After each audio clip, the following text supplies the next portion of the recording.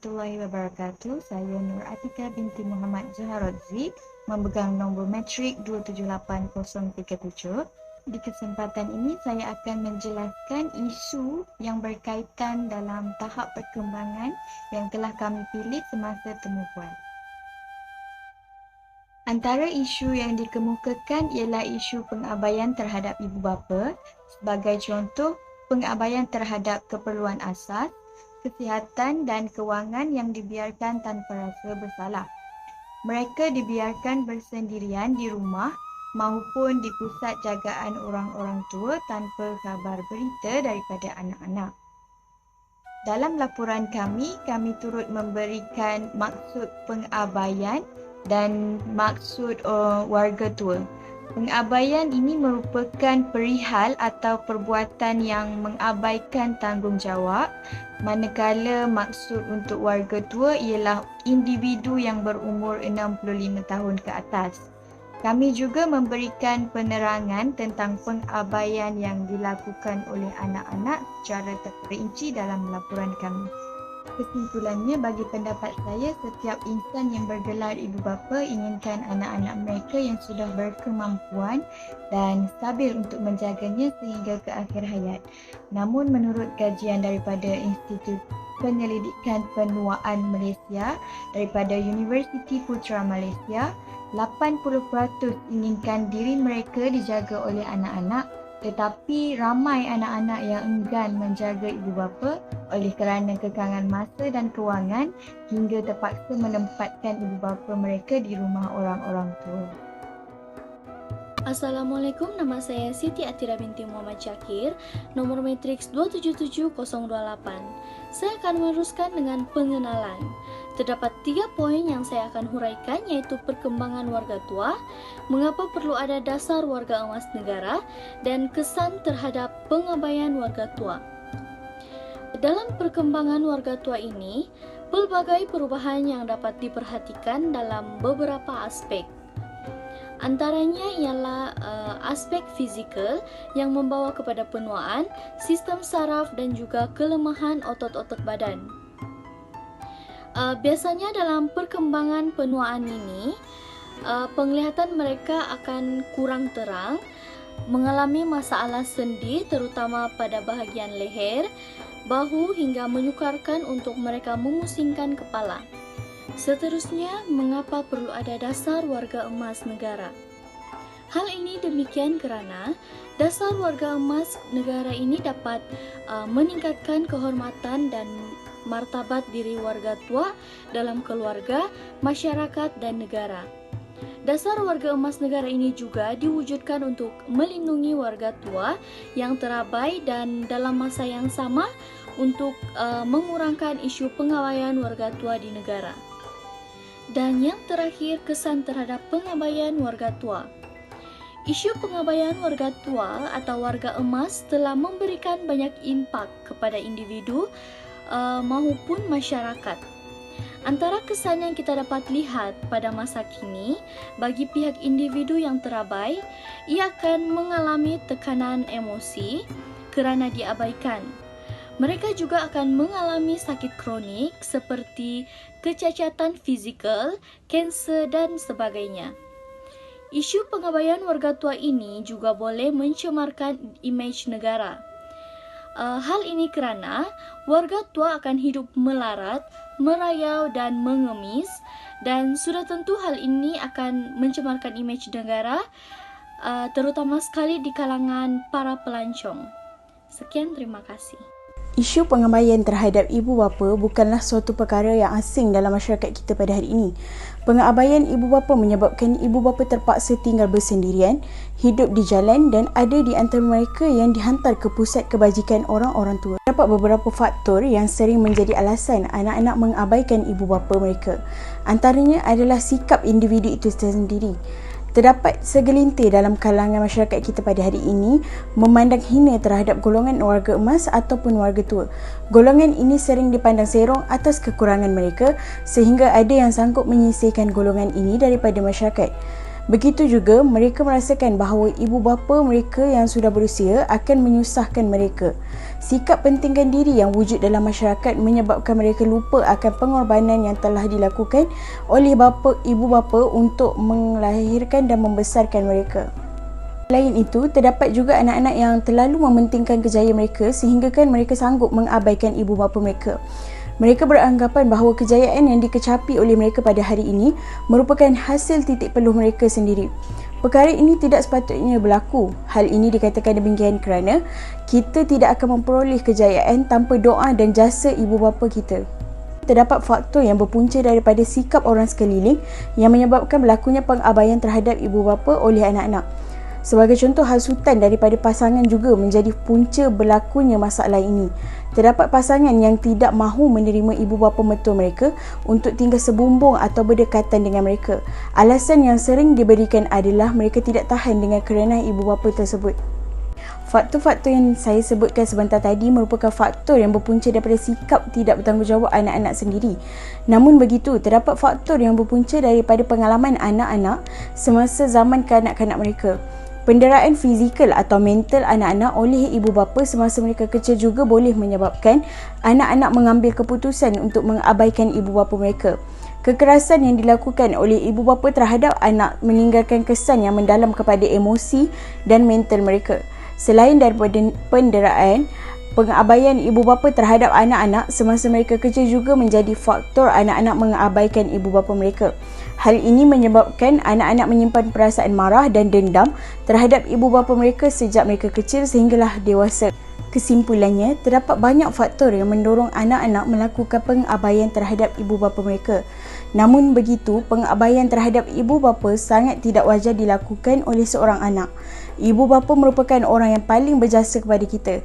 Kita perlulah menghormati dan mengasihi mereka sebagaimana mereka telah mengasihi kita sejak kita belum dilahirkan ke dunia. Saya Nuhanani binti Muhammad Razi, nama matrik 777576. Saya akan menerangkan tentang cara penyelesaian atau rawatan bagi kajian kami, iaitu seorang ibu mampu menjaga 10 orang anak tetapi 10 orang anak tidak mampu menjaga seorang ibu. Penyelesaian yang pertama ialah dengan memberikan didikan agama yang secukupnya. Penerapan nilai agama yang secukupnya secara langsung dapat membentuk pribadi yang mulia. Anak-anak yang tidak mendapat pendidikan agama yang secukupnya akan cenderung untuk mementingkan diri sendiri, mengabaikan tanggungjawab mereka terhadap ibu bapa dan menganggap bahawa menjaga ibu bapa merupakan satu bebanan terhadap mereka. Penerapan pendidikan agama ini boleh dilakukan dengan menghantar anak-anak ke sekolah agama, melatih mereka supaya sentiasa menyayangi ibu bapa dan mendoakan kesejahteraan keduanya. Ini secara tidak langsung, anak-anak tersebut akan lebih menghargai dan menyayangi ibu bapa apabila mereka dewasa kelak. Malahan, rawatan yang boleh diberikan kepada warga itu ialah rawatan psikoterapi. Rawatan psikoterapi ini adalah rawatan interaksi antara pesakit dengan pakar psikiatri, pakar psikologi dan lain-lain pakar yang terlatih. Tujuan rawatan yang diberikan adalah untuk menyelami perasaan, masalah serta untuk meningkatkan kesejahteraan hidup pesakit. Kita sedia maklum bahawa warga tua ni mereka sering mengalami kebingungan sebab mereka rasa sudah tak disayangi oleh anak-anak, kehilangan pasangan, punca pendapatan dan juga keadaan fizikal yang tidak mengizinkan seperti sakit tua. Oleh itu, gejala kemurungan ini perlu dikesan dengan lebih awal agar rawatan ini dapat diberikan secara terus bagi mengelakkan dan ia berlaku lebih teruk dan memeratkan lagi hubungan antara ahli keluarga. Hai, Assalamualaikum. Saya Nur Aya Syitin binti Zulkifli, memegang kad matrik 27758.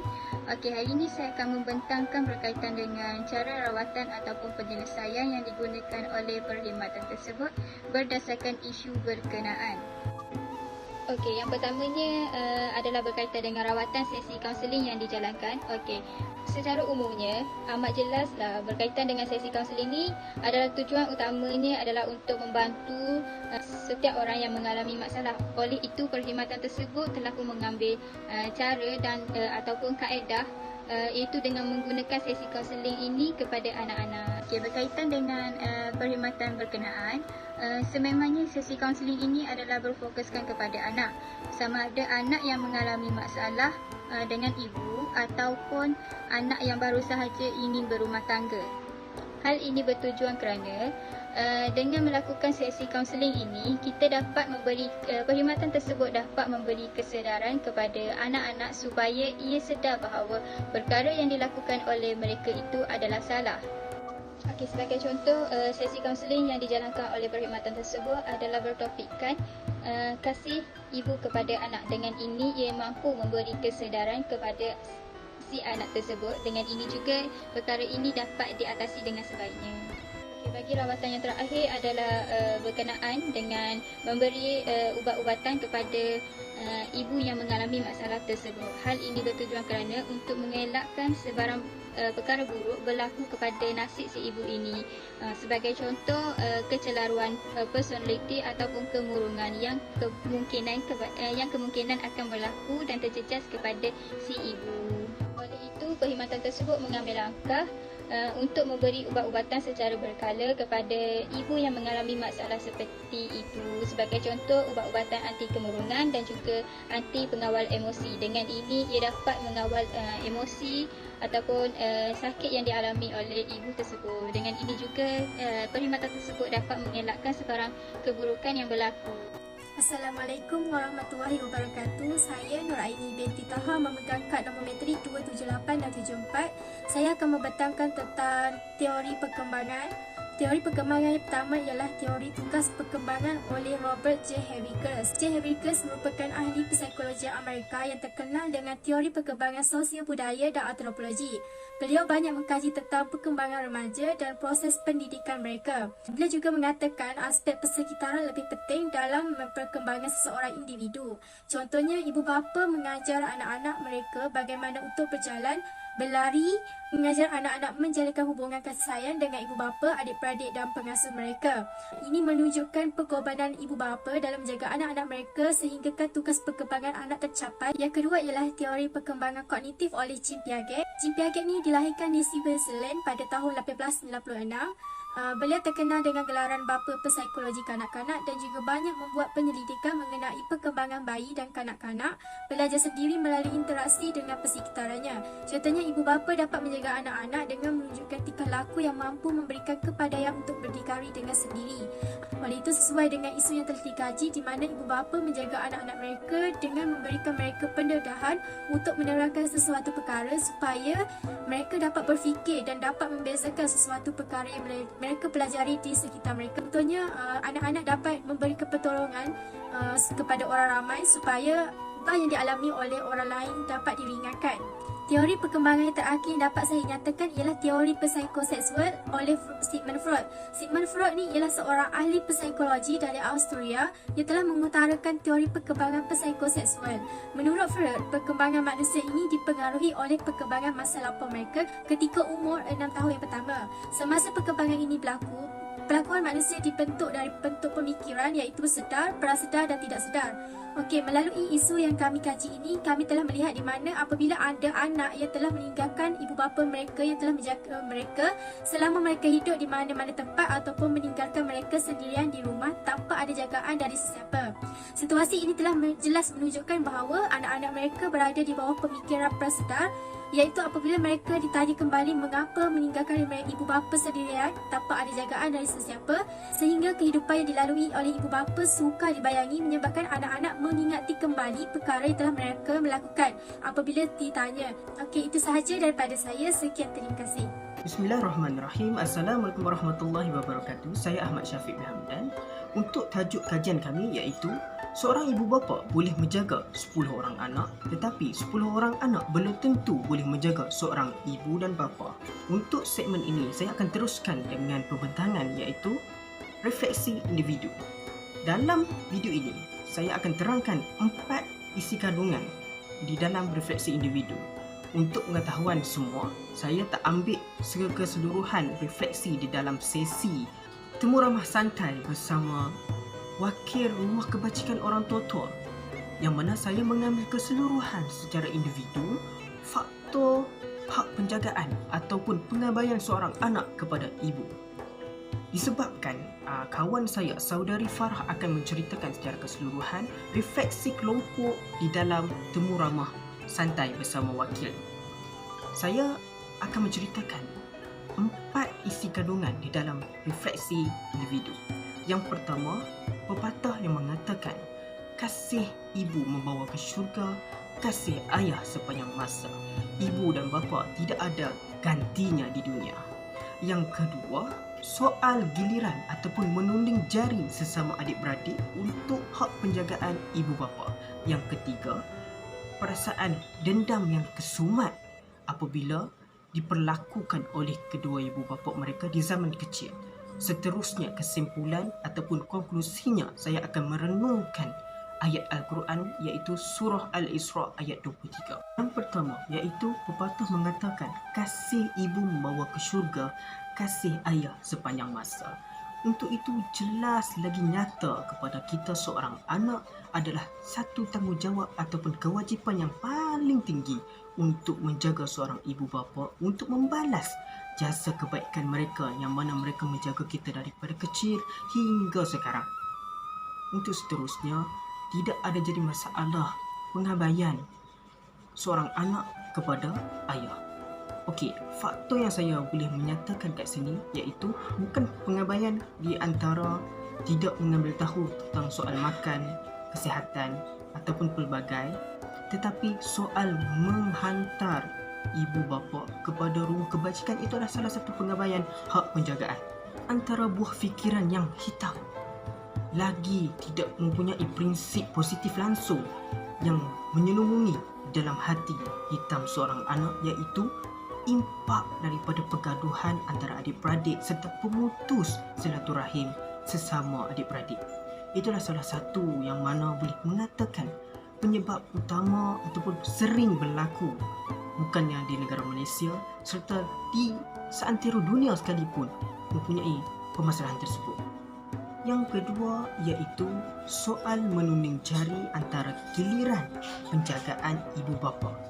Nampak remeh, tapi seremeh-remeh benda inilah menjadi satu titik permulaan untuk menjadi satu kekeruhan di dalam silaturahim kekeluargaan. Nampak remeh, nampak mudah, tapi realitinya sangatlah susah. Untuk itu, soal hak penjagaan bukannya sering untuk kita perkatakan, sering kita pergaduhkan antara adik-beradik untuk mengatakan tanda tanya siapa jaga dan siapa seterusnya. Kita sebagai anak perlu ada kewajipan dan perlulah meletakkan satu tanggungjawab yang paling atas, yang mana menjaga ibu bapa itu adalah salah satu amanah daripada Allah Subhanahu Wa Taala.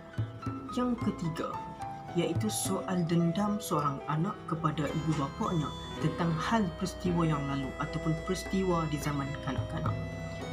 Dendam adalah satu sifat yang mana tidak rasa kepuasan hati dan ingin membalasnya. Dekat situ, anak-anak boleh mengatakan inilah salah satu faktor. Tapi bagi saya, faktor itu sangat tipis disebabkan apa yang diperlakukan oleh ibu bapa di zaman kanak-kanak kita iaitu adalah satu sistem perkembangan dan sistem pembelajaran kita untuk mengenai yang mana itu betul dan yang mana itu salah. Secara konklusinya, kita sebagai seorang insan, kita sebagai seorang anak perlu meletakkan kewajipan menjaga ibu bapa itu adalah satu kewajipan paling tertinggi dan tiada ruang langsung untuk kita menindakkan apa yang kita mengatakan penjagaan ibu bapa itu tidak penting. Sebelum akhiri perbincangan ini, sila renungan surah Al-Isra ayat 23. A'udzu billahi minasyaitonir rajim. Bismillahirrahmanirrahim. Wa qada rabbuka alla ta'budu illa iyyahu wa bil walidaini ihsana. إما يبلغن عندك الكبر أحدهما أو كلاهما فلا تقل لهما أف ولا تنهرهما وقل لهما قولا كريما. Sadaqallahul Azim. Maksudnya, Dan Tuhanmu telah perintahkan supaya engkau tidak menyembah malaikat kepadanya semata-mata, dan hendaklah engkau berbuat baik kepada ibu bapa jika salah seorang dari keduanya atau kedua-duanya sekali, sampai kepada umur tua dalam jagaan dan peliharaanmu. Maka janganlah engkau berkata kepada mereka, yakni sebarang perkataan kasar, sekalipun perkataan hak, dan janganlah engkau menengking menyergah mereka, tetapi katakanlah kepada mereka perkataan yang mulia, yakni yang bersopan santun. Kita teruskan lagi dengan refleksi kelompok, yakni selepas menjalankan sesi, kami dapati bahawa sesi pada kali ini benar-benar memberi impak yang sangat besar kepada setiap ahli kumpulan kami. Ia membuka mata dan minda kami akan pengorbanan ibu bapa sejak kita kecil lagi. Selain itu, kami turut mengetahui punca-punca kepada pengabaian ibu bapa yang disebabkan oleh sikap manusia itu sendiri. Kadang-kadang, anak-anak sendiri yang beranggapan bahawa ibu bapa mereka tidak berguna, malahan membebankan. Di atas faktor kecacatan, nyanyuk, tiada lagi persefahaman anak atau menantu dengan ibu bapa, kesibukan anak-anak dengan tugas harian ataupun masalah kewangan adalah salah satu punca-punca pengabaian ibu bapa. Samping itu, kami turut mempelajari langkah-langkah bagi mengatasi pengabaian ibu bapa dengan cara anak-anak itu sendiri perlu membuang rasa memandang hina terhadap ibu bapa sendiri. Dan langkah kedua, anak-anak perlu diberikan didikan agama yang secukupnya sejak kecil lagi agar pengabaian ibu bapa ini dapat dihindarkan. Turut mengadakan kempen kesedaran agar membuka mata anak-anak akan pengorbanan ibu bapa mereka sejak mereka kecil lagi. Oleh itu, ingatlah bahawa tanggungjawab memuliakan dan menjaga ibu bapa berada di bahu anak-anak sehingga mereka meninggal dunia. Ingatlah, keridaan Allah Subhanahu Wa Taala adalah terletak kepada keridaan ibu bapa.